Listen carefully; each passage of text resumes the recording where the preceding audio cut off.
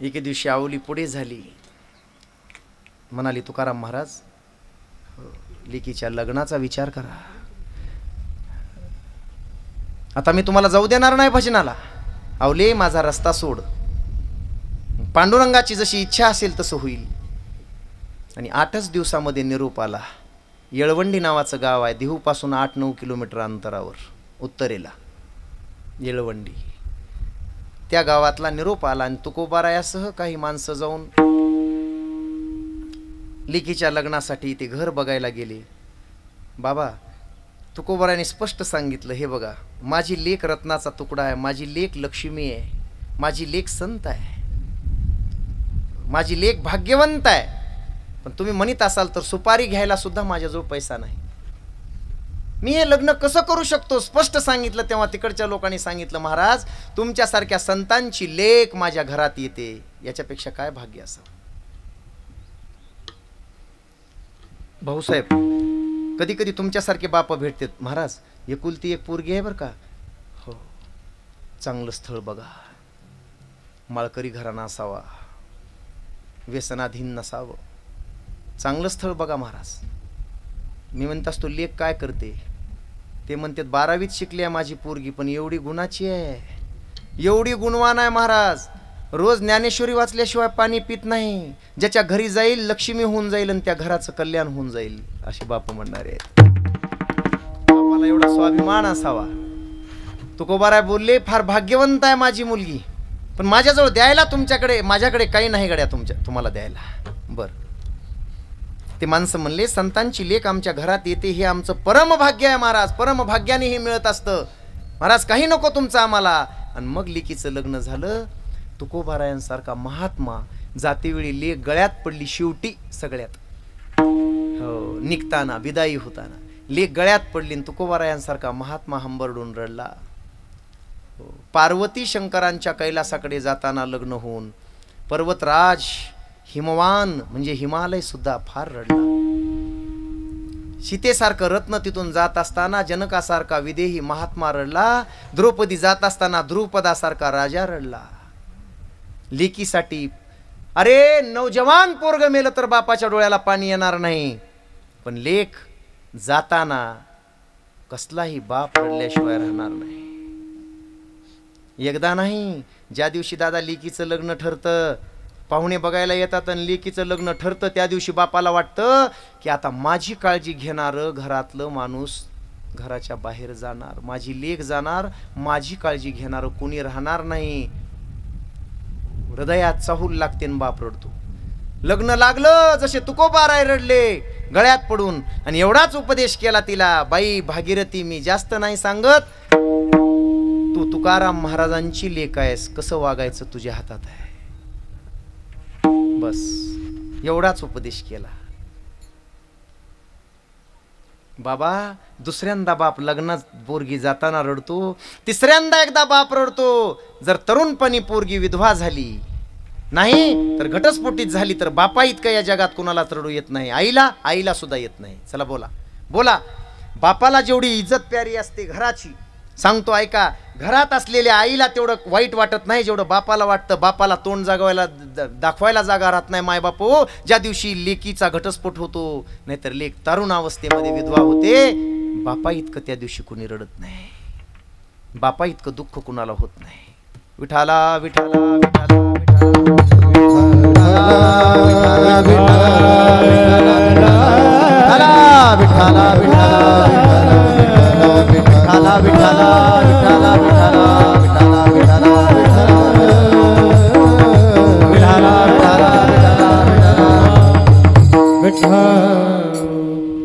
बसा, लवकर बसा.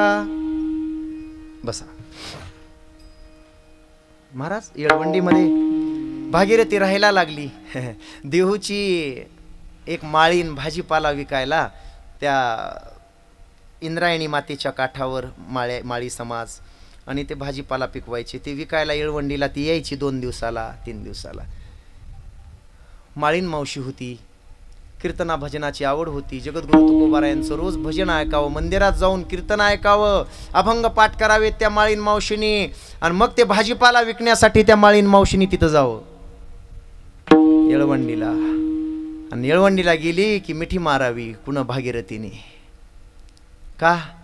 ती माळीन मावशी रात्री जसं कीर्तन तुकोबरायांनी केलं, कोणता अभंग घेतला त्या अभंगासह जाऊन तिनं भागीरथीच्या समोर ते सांगावं. रात्री आमच्या तुकाराम महाराजांनी हा अभंग घेतला.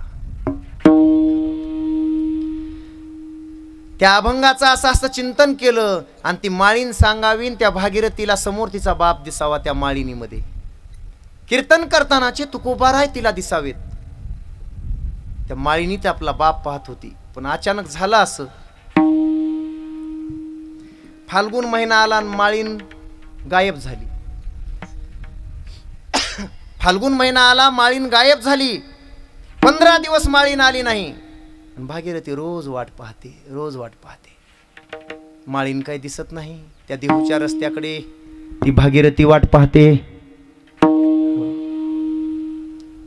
15 दिवस कुणाची आवक नाही, जावक नाही. महाराज 15व्या दिवशी ती माळीन आली. पुन्हा भाजीपाला विकाय, पोटा पाण्याची चिंता. पण फाल्गुन वद्य द्वितीयेला बीजेच्या दिवशी तुकोबारायांचं सदेह वैकुंठ गमन झालं. तुकोबाराय सदेह वैकुंठाला गेले. लोकांनी विचारलं, सगळ्यांना भेटला तुकाराम महाराज, पण तुमची लाडाची लेक तिला भेटायचं नाही का? तुकोबाराय म्हणले, मी जातोय हे तिला कळल्यानंतर तिला हे सहनच होणार नाही. मी जातोय असं तिला कळल्यानंतर ते सहन होणार नाही. ती प्राण त्यागेल मला माहित आहे, म्हणून तिला न सांगता जाणंच माझं उचित आहे. बापाला माहित होतं, एवढा विश्वास होता बापाचा की माझ्या लेकीचं माझ्यावर एवढं प्रेम आहे. मी म्हणजे लेकीचा प्राण आहे आणि माझा प्राण माझी लेक आहे, माझी मुलगी आहे, म्हणून मी तिला नाही सांगणार. माझी हिम्मत नाही. लग्नात सुद्धा लेक नवरी होऊन फिरतेन, लोकांच्या पाया पडून निघताना बाप तिच्या समोर येत नाही असा आडवा होत असतो. लक्षात आलं तर बघा कधी. बाप तिकडंच स्वयंपाकगृहाकडे धावतो, तिकडंच पाहुण्या रावळ्यांकडे धावतो, पण लेकीच्या समोर येण्याची बापाची हिंमत होत नाही. लेकीच्या तोंडाकडे पाहण्याची बापाची हिंमत होत नाही. बापाला माहीत असते, बाप घाबरलेला असतो. त्याला माहीत असते, लेकीकडे जर मी पाहिलं लेकीनं माझ्याकडं, तर माझा हंबरडा फुटला तर मला कोणी रोखू शकत नाही. एवढं अंतकरण असतं बापाचं लेकीमध्ये. कोण म्हणलं नसतं दादा. 15 दिवस न आलेली ती बाई आल्यानंतर तिनं मिठी मारली आणि सांगितलं, बाई 15 दिवसापासून माझ्या बापाची आठवण करते आणि तुझी आठवण करते, का आली नाहीस तू? त्या माळिनीनं सांगावं, रडावं, मोठ्यानं हंबरडा फोडावं, म्हणावं, बाई काय तोंड घेऊन येऊ, पण शेवटी पोट आहे म्हणून पोट जगवण्यासाठी आले विकायला भाजीपाला. भागीरथी आमच्या गावाचं रत्न, आमच्या गावाचं वैभव तुझे बाबा. फाल्गुन वद्य द्वितीयेला बीजेच्या दिवशी सदेह वैकुंठाला गेले. आता ते राहिले नाहीत. 15 दिवस झालं. काय खाल्लंय की मी मला माहित नाही. आमचं गाव, आमचं देहू गाव, कुणाची चूल पिटले की कुणाची नाही की बाई. हो, पण शेवटी पोटा पाण्याचा प्रश्न आहे म्हणून आले. आज तुला तोंड दाखवा वाटत नव्हतं, पण तू आलीस मला भेटायला रस्त्यात. काय सांगावं तुला येऊन? एवढा भला माणूस गेला आणि सदेह वैकुंठाला गेला. असं ऐकलं महाराज भागीरथीनं. फक्त ऐकलं, उभ्या उभ्या अंग टाकून दिलं. तोंडावर पाणी मारून भागीरथी उठवली आणि ती एकच म्हणायला लागली, बाबा मला सोडून तुम्ही मला न सांगता जाऊ शकत नाहीत. बाबा तुम्ही कुठल्या गावाला गेलात, मी तिथं येणार आहे. मला सांगा बाबा, तुम्ही असं करू शकत नाहीत. बाबा गेले कोण्या गावा, भागीरथी करी धावा. बाबा गेले कोण्या गावा, भागीरथी करी धावा.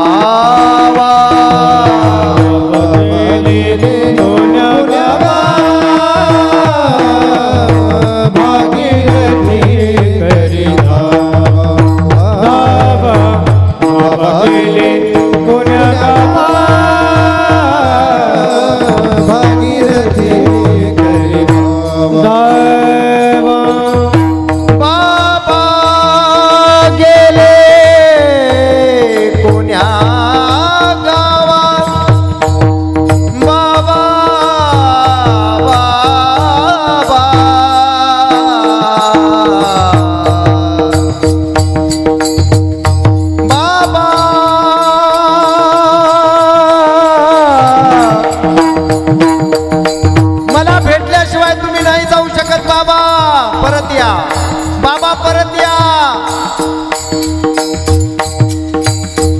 झाल्या गांजल्यांचं नेतृत्व लोकनेते गोपीनाथरावजी मुंडे साहेब ज्या दिवशी अचानक आमच्यातून निघून गेले,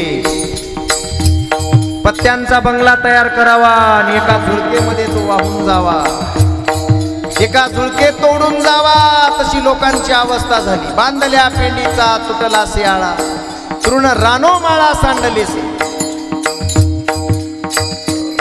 बाबाई भागीरथी प्राण सोडेल, मला भेटल्याशिवाय तुम्ही जाऊ नका. मग नारायण भगवंताच्या जवळ जाऊन जगद्गुरु तुकोबाराय म्हणतात, देवा देवा मला एकदा पुन्हा मृत्यू लोकात गेलं पाहिजे देवा. नारायण भगवान म्हणाले, कशासाठी? माझी लेक माझा धावा करते. 3 दिवस झालं तिच्या पोटात अन्न नाही, तिच्या पोटात पाणी नाही देवा. मला एकदा खाली जाऊ द्या देवा. मग नारायण भगवंतांनी आज्ञा द्यावी, जगद्गुरु तुकोबारायांनी वैकुंठातून खाली यावं. आपल्या लेकीच्या डोक्यावर असा हात ठेवावा, गालावरून हात फिरवावा. लेकीनं जगद्गुरु तुकोबारायांना मिठी मारावी. बाबा तुम्ही मला न सांगता का गेला? बाई तू एका संतांची लेक आहेस, तू तुकाराम महाराजांची लेक आहेस. असं रडायचं पडायचं नसतं माय. प्रत्येक माणसाला जायचंय. देहाची या गावा आली या, जन्म मृत्यूची या सोहळी या, ना म्हणू नये धनंजया जिया परी. गेलं पाहिजे प्रत्येकाला. भागीरथी आता रडायचं नाही बाई. बाबा मग गोडधोड खायला करते. नाही बाई, मी आता खाणाऱ्याच्या गावी गेलो नाही, अमृत पिणाऱ्याच्या गावी गेलोय. त्यामुळे बाई आता मी खाणार पिणार काही नाही. तो येऊ शकतो, तो बाप असतो. लेकराचं दारिद्र्य आपल्या खांद्यावर वागवतो, तो बाप असतो. ते वाबळे महाराज आमचे म्हणायचे, नेहमी म्हणायचे बघा, स्वतः रचायचे. तुम्ही जसं कवित्व करता चलत चलत, तसे ते कवित्व करायचे. लेकाच्या दारिद्र्याची छिद्र, पोरांच्या दारिद्र्याची छिद्र. हो आता ऐकू दे थोडा गाताना. बाप आपल्या अंगावर वागवतो.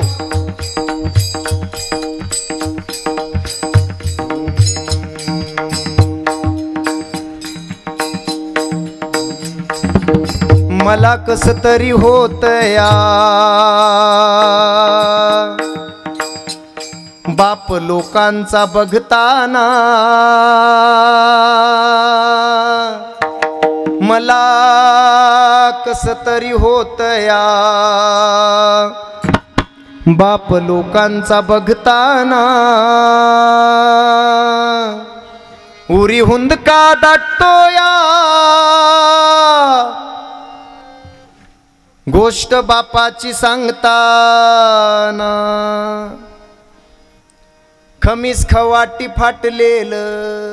माय बापू आठवा आपला बाप, आठवा तो लहानपणी आपला बाप, लहानपणचा. आम्ही लहान होतो तेव्हा. खमीस खवाटी फाटलेल, सुई दोऱ्यानं शिवलेल.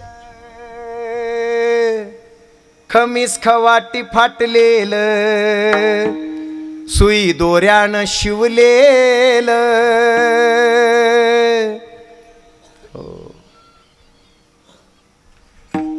जो लेक रडला 10 मिनिट माझ्याजवळ, तो लेक इथे येऊन बसलाय आता. बापानं मजुरी केली, बापाच्या अंगात ती बनियन होती. देखील बाबा ऐकू, बापाच्या अंगात ती फाटलेली ठिगळाची बनियन होती. बापाच्या अंगात होता ज्या पॅन्टाला 3 जागी शिवलेलं होतं आणि 3 जागी उसवलेला होता. खमीस खवाटी फाटलेल, सुई दोऱ्यानं शिवलेल. माझ्या बापाच्या धोतराला सदा ठिगाळ जोडलेल. आली जत्रा गावाची, बाप जत्रेत जायाचा. जुन्या फाटक्यानं आमची चिंता वाह्याचा, आमची चिंता वाह्याचा. चूल पेटत नवती, दिस दिवस घराला. पायली बरदाण्यासाठी बाप गावात फिरला. भाकर मिळत नव्हती. या मामाला विचारा, ह्या म्हाताऱ्या मामाला विचारा. लहानपणी 3 टाइमला पोटभर भाकर मिळत नव्हती. आणि आदलीभर पायलीभर ज्वारीसाठी कुठं गंगथडीला जात होते आमच्याकडचे लोक. गंगेच्या काठावर जाऊन काम करायचे 2 महिने आणि भाकर आणायची. चूल पेटत नव्हती दिस दिवस घराला. पायली बरदाण्यासाठी बाप गावात फिरला. आमचं दुखल खुपलं. बाप डॉक्टर दावायचा. जुन्या फाटक्यानं उष्ण पासनं करायचा. बाप मनात झुरायचा. लग्न लेकीच करीन. बाप मनात झुरायचा. लग्न लेकीच करीन. लाखभर हुंड्यासाठी शेतमळ्याच विकीन. आवाज असा कनवाळू बाप जवा सोडोनिया गेला. माझा एकनाथ बाप जेव्हा सोडोनिया गेला. या पोरांचा जीव तसा खालीवर झाला. तवा कसा तरी झाला. मला कस तरी होत या. बाप लोकांचा बघताना माझा हुंदका दाटतो या. गोष्ट बापाची सांगताना.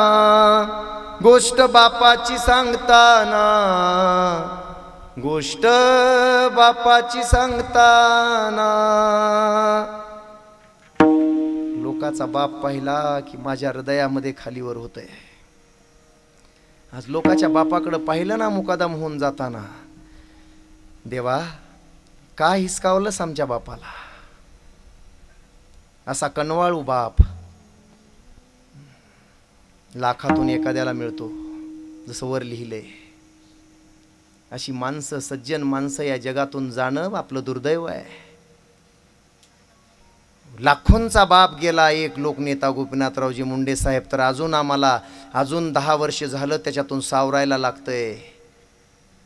लाखो कुटुंबाचा बाप होता तो. आम्हा गोरगरिबांचा, दीनदलितांचा, ऊसतोड मजुरांचा बाप होता तो. कनवाळू कृपाळू बाप तो निघून गेल्यापासून आमच्या हक्काचा उमरा आम्हाला राहिला नाही. की जिथं गेल्यानंतर गॅरंटेड आमचं काम होईल आणि आम्हाला सुख मिळेल, आम्हाला शांती मिळेल, असं राहिलं नाही. साहेबांना मंदिर बांधलं.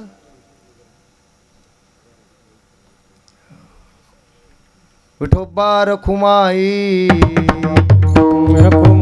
जय विठोबा रखुमाई.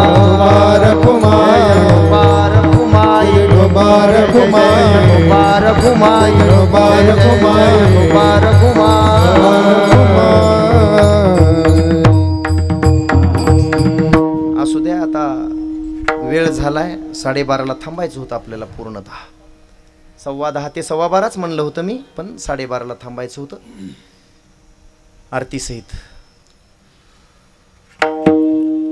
शांतता निर्माण व्हायलाच 11:30 वाजले होते. चाल व्हायलाच 11:15 वाजले. उशीर झाला होता. सगळं होत असतो. सकाळी 10ला नाही, आमच्याकडे 12 ते 2 असतात. कीर्तन किती वाजता असतात पुण्यस्मरणाचे? 12 ते 2. तुमच्याकडे 10 ते 12 असतात. त्याच्या अगोदर असतात. असो, तुम्हालाही खूप दूरवरूनचा प्रवास आहे, जायचे. बापाबद्दल जेवढं बोलावं. 7 दिवस मागे कथा करून आलोय बापावरच फक्त. भारतीय शास्त्रात आत्तापर्यंत 28 बापाचं म्हणजे मला सापडलेलं चिंतन. एक शेवटची बाब आपल्यासमोर ठेवतो. साहेबांसाठी मी नेहमीच कीर्तनं करत असतो, त्यामुळे आज या बापासाठी मला बोलायचं होतं म्हणून बापासाठीच बोललो. एक शेवटची गोष्ट समोर ठेवतो आणि शेवटचं चरण आपल्या समोर ठेवतो. करी जोडी लेकराची ओढी, आपुली करवंडी वाळवणी. हे शरीर वाळवून अख्खं शरीर लेकराच्या संसारासाठी लावणारा कोण असेल तर तो बाप असतो. काय करतो असं तो? एकाएकी केला मिराशीचा धनी. बोलून गेलो मी. बाप मेल्यानंतर सुतळीचा एक तोडा सुद्धा लेकराच्याच नावाचा होतो, शेजाऱ्याच्या नावाचा होत नाही. आलं तिथं? एकाएकी केला मिराशीचा धनी, कडी वागवणी भार खांदी. लेकराला वागवलं, त्याचं खूप सहन केलं बापानं. कशासाठी? तर बापाची एकच इच्छा असते. काय इच्छा असते बापाची? लेववणी डोळा पाही अलंकार किंवा घालुनी डोळा पाही अलंकार. लेकराला पद पदव्या, सरपंच करील, ग्रामसेवक करील, लेकराला नोकरीला लावेल, लेकराला मोठ्या संस्थेत ठेवील. बाप स्वतःचं शेत विकायला मागे पुढे पाहणार नाही लेकरू मोठं होत असेल तर. आणि लेकरू मंत्री झालेलं, लेकरू मोठं झालेलं आणि लेकरू अधिकारी झालेलं, त्या बापा इतका आनंद या जगात कुणालाच होत नसतो. कधीतरी बघा त्या बापाकडं. लेकरानं केलेली प्रगती, लेकरू मेरिटमध्ये आल्यानंतर हे लेकरू समोर मृदंग वाजवायला हजारो लोकांच्या समाजामध्ये, त्यावेळी त्या बापाची छाती बघा आणि त्या बापाचा कंठ दाटून आलेला असतो, जो जगात कुणाचा आलेला नसतो. एवढं भूषण लेकराचं बापाला असतं. म्हणून घालोनी डोळा पाही अलंकार, वेगवेगळ्या अलंकार, वेगवेगळ्या पद पदव्यानी लेकराला भुषवितो. आणि ठेवा दावी थोर करून या, ठेवा दावी थोर करून या. त्याला मोठं करून दावण्यातच त्याची थोरवी असते, त्या लेकराच्या मोठेपणातच. ते आमचे कलेक्टर झालेले गित्ते साहेब एकदा आठवलं, उगत चलत चलत हे आहे या गोष्टीमुळं आठवलं. ते रडले एकदा. बापाला अग्नी दिला आणि तिकडं मोठ्यानं ते गाडगं फुटल्याबरोबर मोठ्यानं रडले. लोकांनी विचारलं अधिकाऱ्यांनी, साहेब एवढे मोठे माणसं तुम्ही, बाप म्हातारा होऊन गेला, एवढं रडायला एवढ्या लोकांमध्ये, एवढं रडायला काय झालं तुम्हाला? ते म्हणले, माझा बाप मला नेहमी म्हणायचा, केवढा मोठा झालास रे तू, तुझ्या इतकं मोठं कोणीच नाही. आणि मी बी म्हणायचो, माझा बाप यायचा आणि माझ्या असं खांद्यावर हात ठेवायचा, पाठीवर असं करायचा. म्हातारा बाप म्हणायचा, कलेक्टर झालास, केवढा मोठा झालास, तुझ्यासारखं मोठा आता कोणी नाही. मी म्हणायचो, हो बाबा मी मोठा आहे, माझ्यासारखं मोठं कोणीच नाही. माझ्यापेक्षाही मोठा दिसतोयस रे तू, हो बाबा मीच मोठा आहे म्हणायचो. पण आज मला कळतंय, जोपर्यंत बाप पाठीवर हात ठेवायचा, बापाचा पाठीवर हात होता, बापाचा माझ्या खांद्यावर हात होता आणि माझ्या मागे माझा बाप होता, तोपर्यंत जगात खरंच मला कशाची चिंता नव्हती, मीच मोठा होतो. आज बाप गेल्यास कळालंय, माझ्यासारखा दरिद्रीन भिकारी दुसरा कोणी नाही. बापाचा हात जोपर्यंत पाठीवर असतो तोपर्यंत माणसाला कशाचीच चिंता नसते. ज्या दिवशी बाप जातो, हे लेकरू बघा, हे एवढं मोठं पोरग पण आताही रडतंय आणि तेव्हाही रडतंय. सकाळपासून कळतंय एका बापाचा केवढा मोठा आधार होता बाप, केवढा मोठा आधार होता बाप, हे कळतंय त्या लेकराला. कळायलंय, बाप कळायलाय. जिवंत होता तेव्हा कळ. महाराज लय दवाखाने पाहिले, लय खर्च केला, पण काही करू शकलो नाही. आम्ही दोघंही भाऊ, आमच्या बहिणी, आम्ही काही करू शकलो नाही, हतबल झालो. अरे लगाया पहले जो पेड़ हमने, लगाया पहले जो पेड़ हमने, उसी का फल हम अब पा रहे हैं. रचा है सृष्टि को जिस प्रभु ने, वही ये सृष्टि चला रहे हैं. इसी धरा से शरीर पाए, इसी धरा में फिर सब समाए. है सत्य नियम यही धरा का, है सत्य नियम यही धरा का. एक आ रहे हैं, एक जा रहे हैं. रचा है सृष्टि को जिस प्रभु ने, वही ये सृष्टी चला रहा है. त्याच्या हातात आहे, त्याची सत्ता आहे, आपली सत्ता नाही. वृक्षाची ये पाणी हाली ज्याची सत्ता राहिली, अहंता मग कोटे. बापासाठी तुम्ही ज्या खंता खाल्ल्या, खस्ता खाल्ल्या, तुम्ही जे तडपलात, तुम्ही जे धडपडलात. एक सांगू तुम्हाला, एवढं सुंदर मंदिर उभा केलंय, आपल्या बापाला सावलीत नेऊन बसवलंय. मरेपर्यंत जसं रामरायानं बापाचा शब्द पाळला, बाप मरेपर्यंतही शब्द पाळून चूक नसताना 14 वर्षाच्या वनवासाला गेला, तसा बापाचा शब्द तुम्ही उल्लंघन केला नाही. या दोन्ही पोरांना या गादीवरून, या व्यास गादीवरून, या वारकरी संप्रदायाच्या गादीवरून मी प्रामाणिकपणानं सांगतो, तुमच्या बापाची तुम्ही जशी सेवा केली आहे आणि आज हा पुण्यस्मरणाचा कार्यक्रम केला आहे, इथून पुढे सुद्धा 10 माणसं 5 माणसं असे 4 वारकरी हरिपाठ घेऊन तरी जीव घाली जा दरवर्षी बापाच्या फोटोला हार घालून. जोपर्यंत बापाच्या पुण्यतिथ्या होतात, जोपर्यंत आईच्या पुण्यतिथ्या होतात, तोपर्यंत सोयऱ्या धैर्यात बाप मरून सुद्धा जिवंत असतो. बाप गावात शरीरानं मरून सुद्धा जिवंत असतो जोपर्यंत पुण्यतिथ्या होतात. ज्या दिवशी पुण्यतिथी बंद त्या दिवशी तो माणूस कायमचा गेला. तुम्ही एवढे कुणासाठी आलात? जाऊन 1 वर्ष झालंय, एकनाथ बाबांना दादांना जाऊन 1 वर्ष झालंय. तुम्ही कुणासाठी आलात एवढ्या उन्हात? काहीतरी जिवाळा होता त्यांच्यासाठी आला. त्या लेकरांनी हा बाप 1 वर्षापर्यंत जिवंत ठेवलाय आणि हे स्मारक बांधलंय. हे स्मारक बांधून मला वाटतंय शेकडो वर्षासाठी हे स्मारक आहे. जोपर्यंत हे स्मारक आहे आणि जोपर्यंत त्या स्मारकात हरिपाठ होईल वर्षातून एकदा तरी, आणि 10 माणसं जेवतील, फक्त 10 जरी जेवले तरी यांचा बाप तोपर्यंत जिवंत आहे, मेलेला नाही. रडायचं नाही. बापाचा हा एवढा मोठा सोहळा तुम्ही अशा या पवित्र भूमीमध्ये केलाय. मी सांगतो तुमच्या लेकरा बाळासह तुम्हाला कधीच काही कमी पडणार नाही. तुमच्या बापाचा हा आशीर्वाद आहे, तुम्हाला काहीच कमी पडणार नाही. एकदा सगळ्यांनी टाळ्या वाजवा, या लेकरांचं कौतुक करा. तुमच्या बापानं कमी पडू दिलं नाही आणि इथून पुढे त्या गेलेल्या बापासाठी करताय तर त्याचा आशीर्वाद तुमच्या पाठीमागे आहे. मी सुरुवातीला बोलून गेलो, देवाचा आशीर्वाद नाही, मायबापाचा आशीर्वाद असेल तर जग आमचं काही वाकडं करू शकत नाही. म्हणून मायबापाचा आशीर्वाद कमवा, मायबाप हो, तुम्हाला माझी नम्र प्रार्थना आहे. शेवटचा एक मुद्दा 1 मिनिटात सांगायचा आहे. 3 चरण झाले, 4थ्या चरणाकडं तुम्हाला घेऊन जायचे. ज्ञानोबाराय वारकरी संप्रदायाचा पाया आहेत. झालं कीर्तन. ज्ञानोबाराय वारकरी संप्रदायाचा पाया आहे. तुकोबाराय कळस आहे. जग म्हणतंय, जगाला माहीत आहे, पण मी मानत नाही. आता हे मला उतरल्यास कानाला धरतील. असं कसं महाराज? ज्ञानोबाराय महाराज मला कानाला धराल तुम्ही आता, पण मला हे मान्य नाही. ज्ञानोबाराय वारकरी संप्रदायाचा पाया आहेत हे तुम्ही म्हणत असाल, सगळे म्हणत असतील.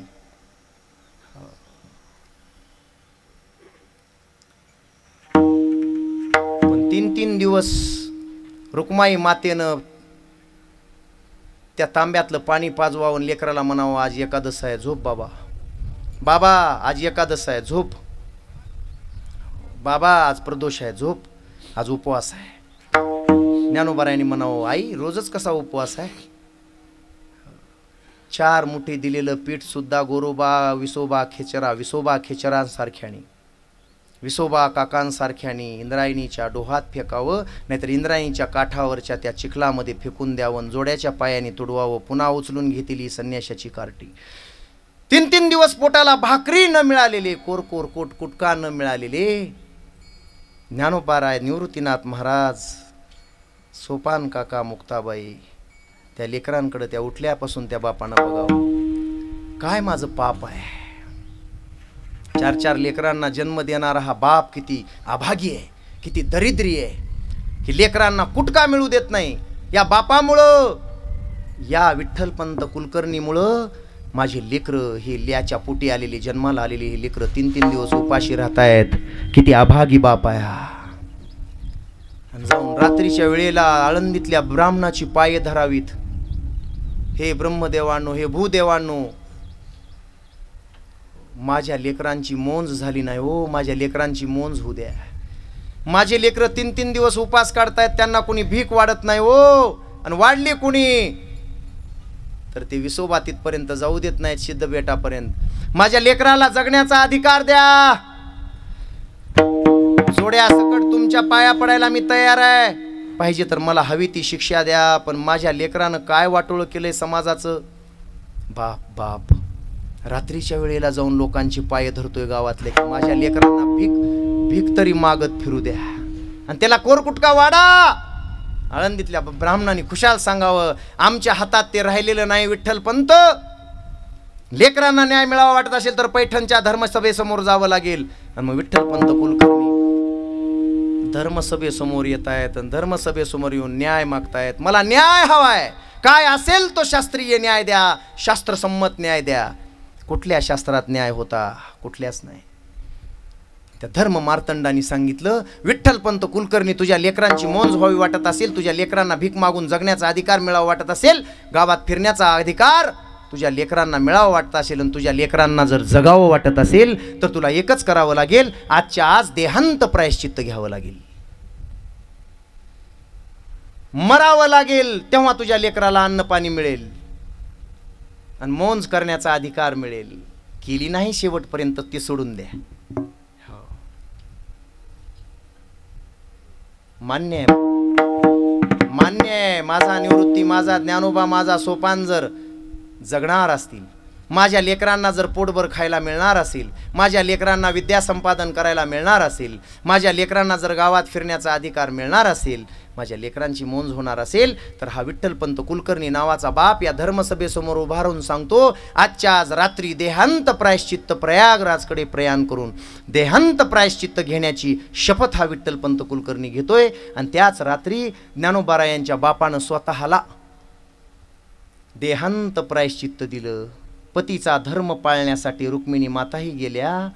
लेकरं मोठे व्हावेत म्हणून एका विठ्ठलपंत कुलकर्णी नावाच्या बापानं ज्ञानोबारायांच्या पायाच्या खाली पाया मोठा दगड होऊन पडलेला विठ्ठलपंत कुलकर्णी नावाचा बाप जगाला का दिसत नाही? विठ्ठलपंत कुलकर्णी नावाच्या बापानं जर स्वतःचं आत्मसमर्पण केलं नसतं तर कदाचित जगाला ज्ञानोबाराय निवृत्तीनाथ दिसलेच नसते.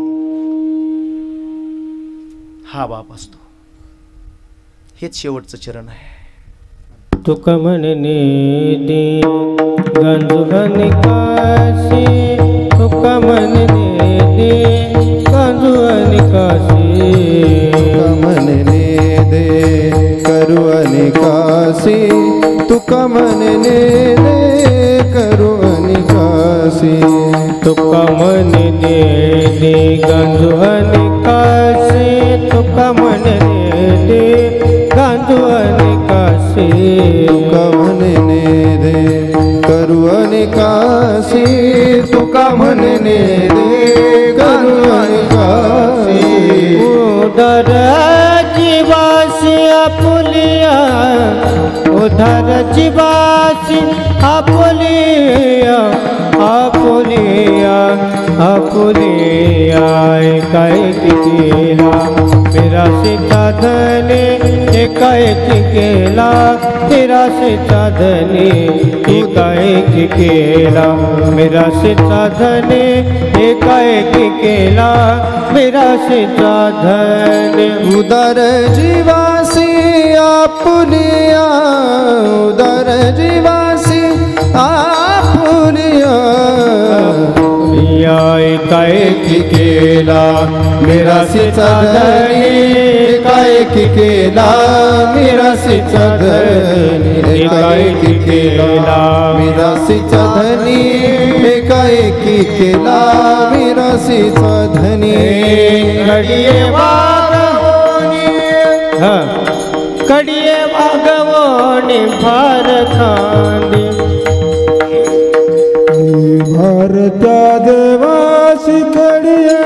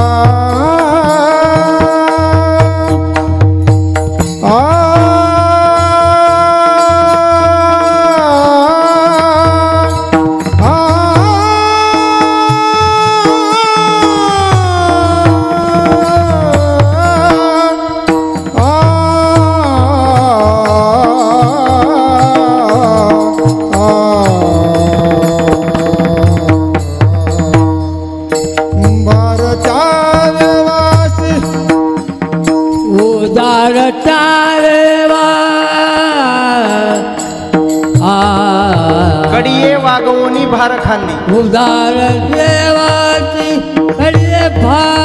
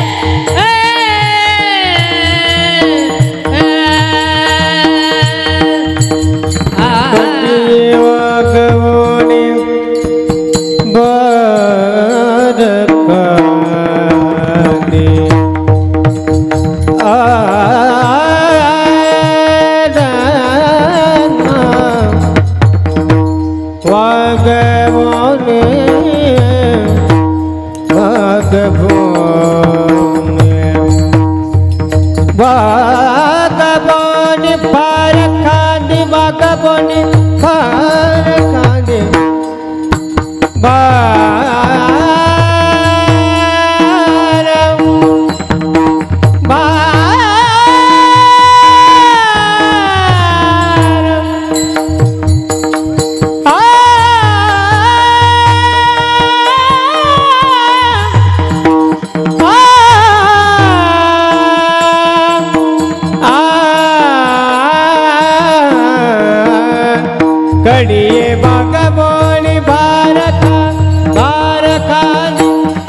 कड़िए बागवणी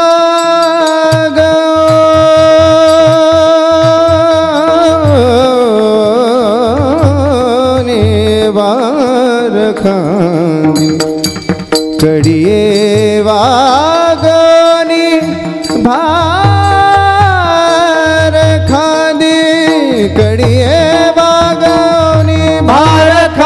कड़िए बागवणी भार खांदी एकाएक केला मेरा सीताधनी एकाएक केला मेरा सीताधनी एकाएक केला मेरा सीताधनी एकाएक केला मेरा सीताधनी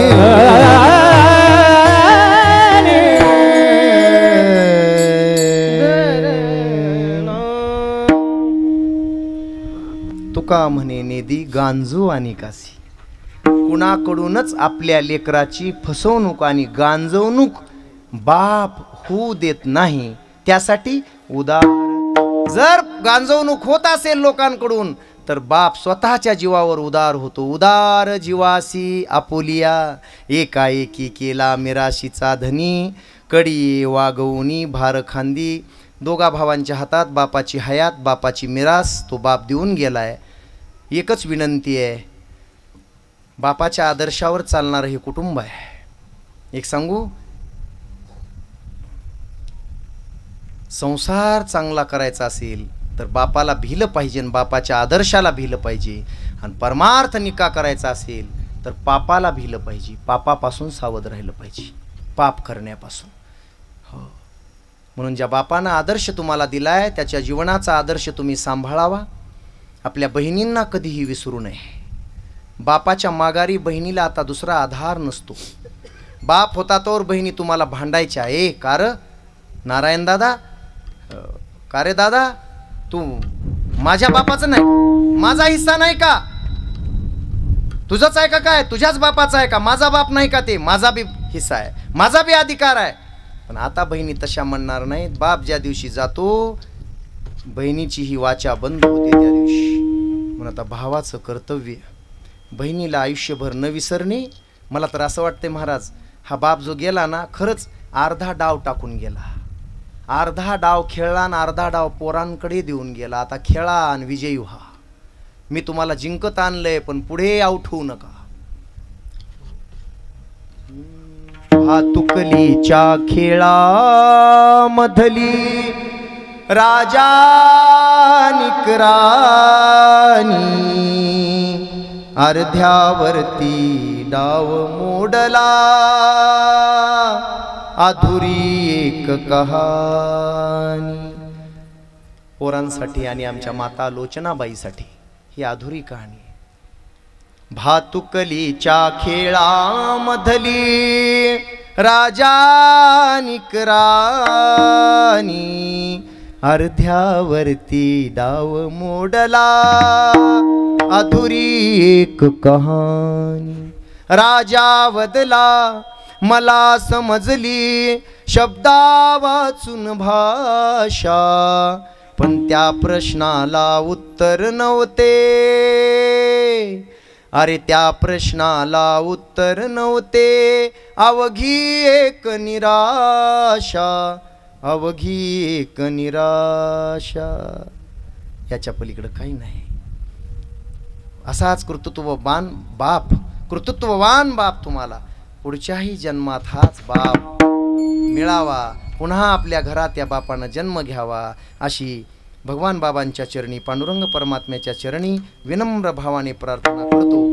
आणि झालेली सेवा श्री संत भगवान बाबांच्या चरणी समर्पित करून आणि माझ्या वैकुंठवासी एकनाथराव बाबांच्या दादांच्या पुण्याईमध्ये जिथं कुठं कमी पडली असेल पुण्याई समाजकार्य करून गोरगरिबांना दीनदुबळ्यांना मदत करून जर आयुष्यामध्ये अजून काही कमी पडलं असेल देवापर्यंत जाण्यासाठी किंबहुना मनुष्याचा तरी जन्म मिळण्यासाठी तर ही पुण्याईची एवढ्या मोठ्या कार्यक्रमाची या मंदिराची या अन्नदानाची सगळी पुण्याई त्यांच्या चरणी समर्पित आणि जमा व्हावी आणि परमात्म्यानं त्यांना आपल्या सायुज्यतेला घ्यावं सायुज्यता मोक्ष द्यावा ही परमात्मचरणी प्रार्थना करतो वाणीला विश्रांती देतो. विठ्ठल जय जय विठ्ठल जय जय ज्ञानेश्वर जय ज्ञानेश्वर माऊली ज्ञानराज माऊली तुकाराम ज्ञानेश्वर माऊली ज्ञानराज माऊली जय जय ज्ञानेश्वर माऊली जय जय ज्ञानेश्वर माऊली. एक चाल उद्या हो म्हणा बाबा.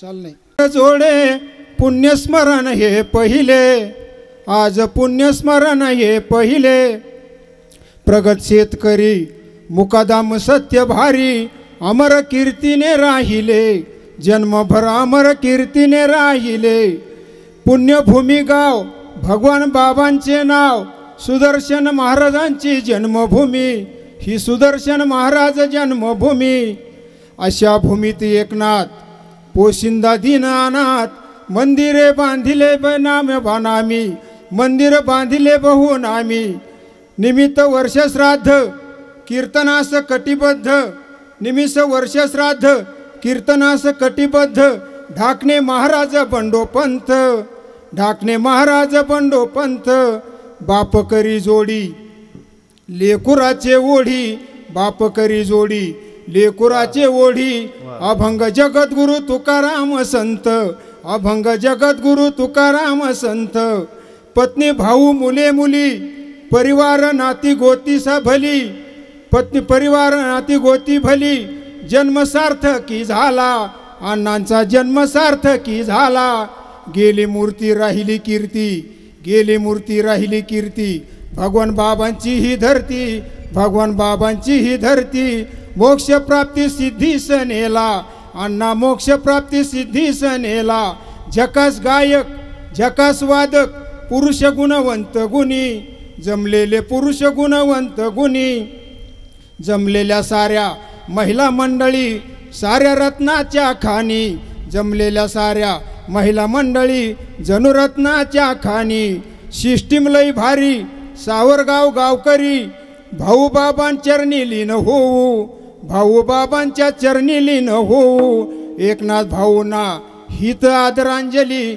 एकनाथ भाऊंना हीच आदरांजली सर्व मंडळी जेवूनच जाऊ सर्व मंडळी जेवूनच जाऊ सर्व मंडळी जेवूनच जाऊ. अखिल भारतीय वारकरी मंडळाचे जिल्हा अध्यक्ष जिल्हा अहमदनगर जिल्ह्याचे जिल्हा अध्यक्ष आहेत बाबा. गोड आवाज आणि शीघ्र कवी आहेत ते. माझ्यासमोर मी आल्यापासूनच ते चिठ्ठी पत्रिकेवरच लिहिलं त्यांनी पाठीमागं जसं जसं घडत राहील तसं तसं लिहिलं लागलीच तयार केलंय अवघ्या 1-1.5 तासामध्ये. बायपास झालेली आहे तरी सुद्धा भजन सोडलं नाही. वा धन्यवाद महाराज धन्यवाद खूप खूप धन्यवाद. टाळ्या वाजवा माता भगिनींनो माझ्या माता भगिनींनो. हो आणि एवढा फोटो काढून न्या सोयरे धायरे जमलेले सोयरे धायरे एवढा फोटो काढून न्या तुमचे लेख आले नसले तर दाखवा त्याला.